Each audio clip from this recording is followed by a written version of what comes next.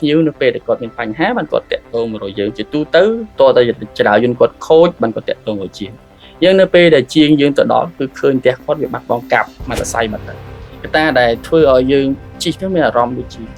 កត្រាក់ហើយបានវាឡើងទៅវិញតាក់ទងជាមួយ level បើសិនជាចរាយន្តយើងអត់បានថែអត់បានមើលដិតដល់វាអាចធ្វើឲ្យដំណើរការចរានៅពេលយើងចាប់ផ្ដើមអាច level មួយជាន់អត់ស្មើគ្នាអញ្ចឹងបានយើងទាមទារឲ្យម្ចាស់អគារឬក៏ម្ចាស់ចរាយន្តទាំងអស់មានការកំណត់ឬការលំហែទាន់ត្រឹមត្រូវតាមបទដ្ឋាន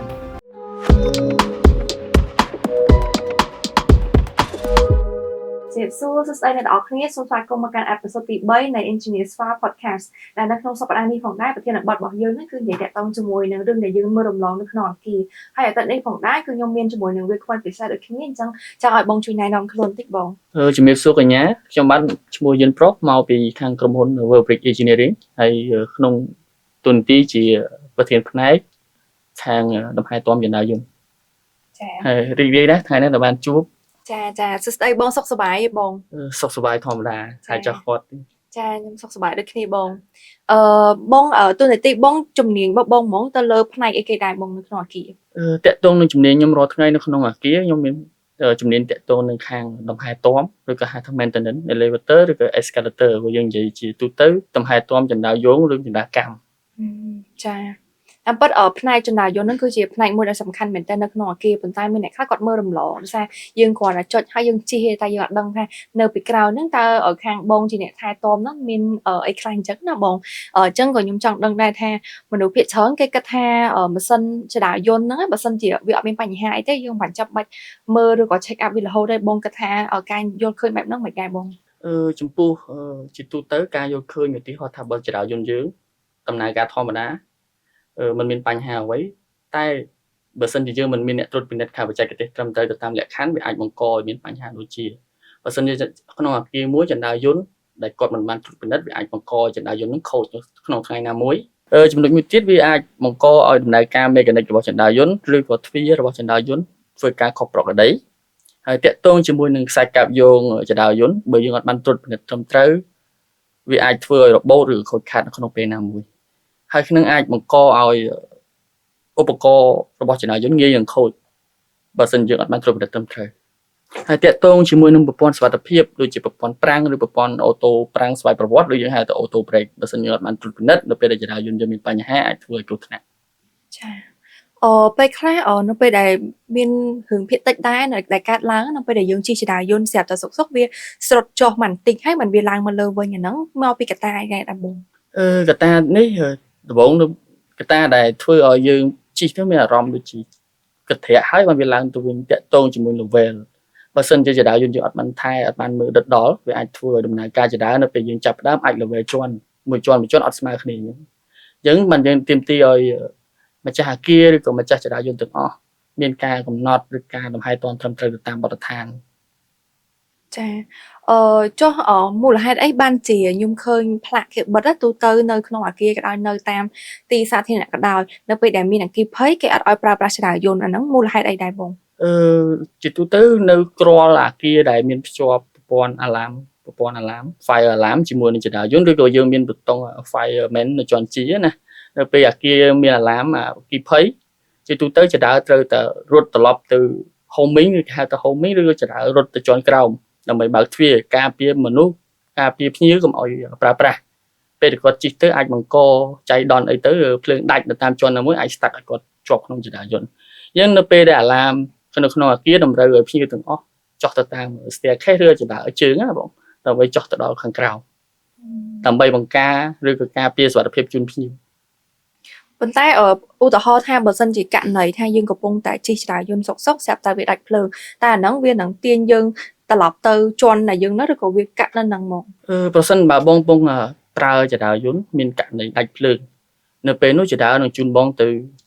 nearest floor ឬជាន់ដែលជិតបំផុតនៅពេលនោះបាត់តេរីរបស់ចរាយន្តជាទូទៅរាល់ចរាយន្តទាំងអស់តែងតែមានបាត់តេរី ALD បានតែបាត់តេរីអាគុយសម្រាប់ជួយសង្គ្រោះចរានៅពេលដាច់ភ្លើងគឺជូនគ្រប់ភ្ញៀវទាំងអស់មកដល់ជាន់ណាដែលជិតហើយបើកទ្វារជូនគាត់ចេញខាងក្រៅ ចាំមិនថាយើងមានប្រព័ន្ធប្រាប់ជាមួយនឹងចរាយន្តដែរថានៅពេលដែលវាអត់មានការប្រើប្រាស់ឬក៏បញ្ជាបានគឺវានឹងត្រឡប់ទៅជាន់របស់វាអូតូដែលយើងបាន set ហ្នឹង បាទ ចាចុះមានសញ្ញាអីខ្លះដែលបងក្នុងនាមបងជា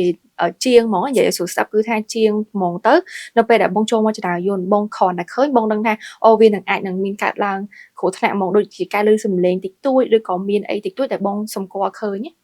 មានសញ្ញាដូចជាប្រសិនជាចរាយន្តនៅក្នុងអគារមួយដែលมันមានការត្រួតពិនិត្យឬក៏ check up ត្រឹមត្រូវទៅតាមលក្ខណៈបច្ចេកទេសរបស់ចរាយន្ត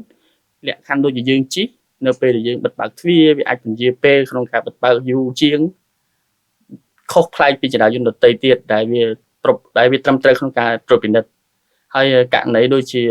វាមានសម្លេងរំខានពេលដែលយើងឡើងចុះដំណើរការមេកានិកវាអត់ស្រួលអញ្ចឹង ចាចុះបងអាចលើកជាឧទាហរណ៍ដែលបងធ្លាប់បានធ្វើចរាយន្តឬក៏អីដែលបងចង់ចែកម្លែកទៅឲ្យអ្នកដែលគាត់បានមើលថាគាត់គួរតែកត់សម្គាល់ឬក៏ចំណាំនៅពេលដែលមានរឿងនឹងកើតឡើងយើងគួរតែទៅប្រាប់ជាងឬក៏ប្រាប់អ្នកណាគេដែលគាត់អាចមក check up ទៅលើចរាយន្តឲ្យហើយអញ្ចឹង យើងមានជាឧទាហរណ៍សម្រាប់ភ្ញៀវមួយចំនួនដែលគាត់កំពុងតែប្រើអីទៅដូចជាករណីដែលគាត់បំលាស់ទីពីមួយជាន់ទៅមួយជាន់នៅពេលដែលគាត់ទៅដល់ជាន់ហ្នឹងទ្វារចន្ទាយន្តក្របើក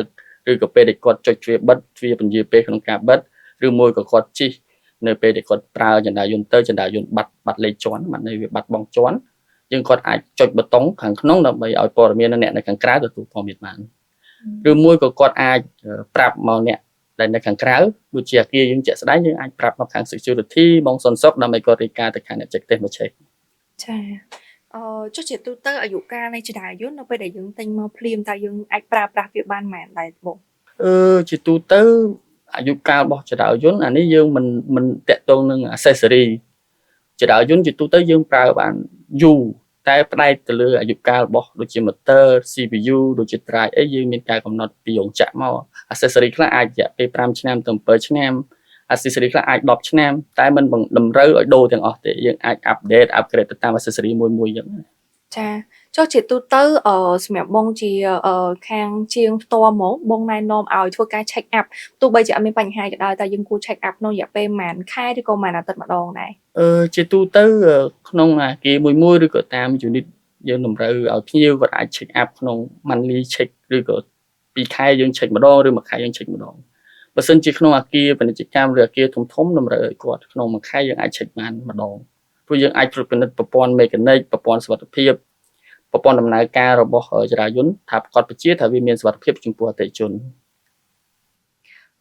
ចុះភាគច្រើនអតិថិជនដែលគាត់តាក់ទងឬក៏ project ដែលបងកាន់ឬក៏បងជួសជុលផ្ទាល់ហ្មងណាតើភាគច្រើនគាត់យកសេវាកម្មអីគេដែរក្នុងការថែទាំហ្នឹងបង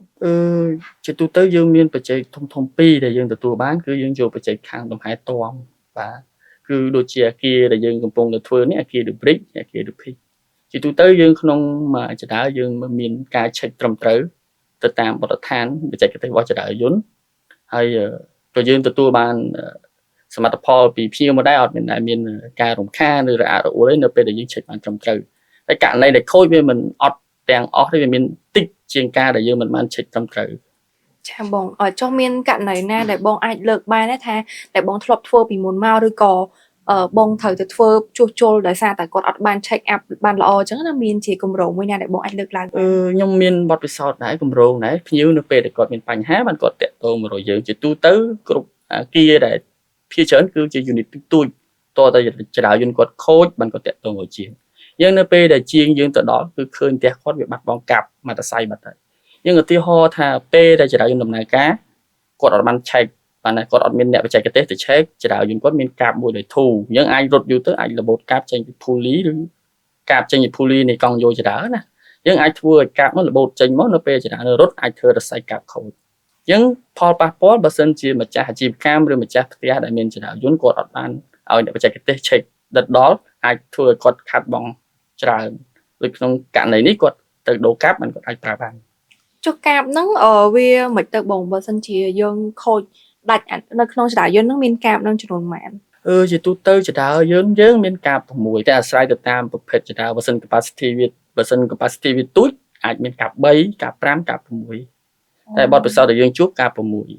បាទអញ្ចឹងនៅពេលដែលកាប់ទាំង6ហ្នឹងមានមួយណាដែលវាធូរជាងគេបានន័យថាយើងរត់បានតែកាប់